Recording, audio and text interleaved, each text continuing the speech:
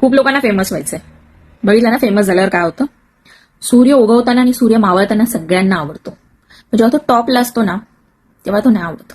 दुपारच्या 12च्या कडकडीत उन्हामध्ये जळायला होतं ना, त्रास होतो ना. त्यामुळे जेव्हा पण तुम्ही फेमस व्हायचा विचार करणार आणि तुम्ही टॉपला जाणार ना तेव्हा तुम्ही कोणालाच नाही आवडणार. सगळ्यांना नकोशे होणार. तुम्ही जळफाट कोणत्या गोष्टीची सुरुवात करणार तेव्हा सगळ्यांना ठीक वाटणार.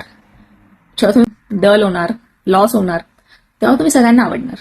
पण टॉपला गेल्यावर तुम्ही कधीच नाही आवडणार. इझी नसतं सोशल मीडियावर. फेमस व्हा आणि त्याच्यानंतर कॉन्ट्रोवर्सी झाली तुमची तर ती पचवणं. भले भले लोक भले भले इश्यू विसरून गेलेत. खूप काय आहे बोलायला देशात.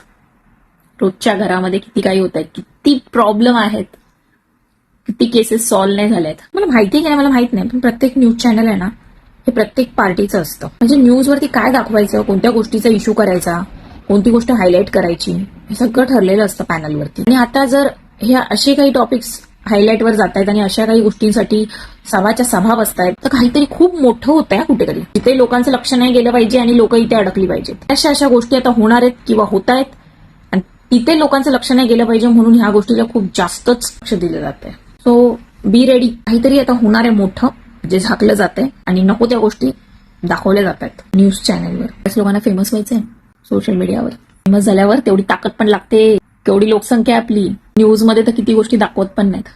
आजकाल तर सगळं पेड आहे. हे सगळं पेड असतं. हे कॅम्पेन, हे न्यूज, या सगळ्या गोष्टी पेड असतात. तुम्हाला न्यूजमध्ये दाखवायचं म्हटल्यावर त्याच्यासाठी कुठून तरी पे येतो.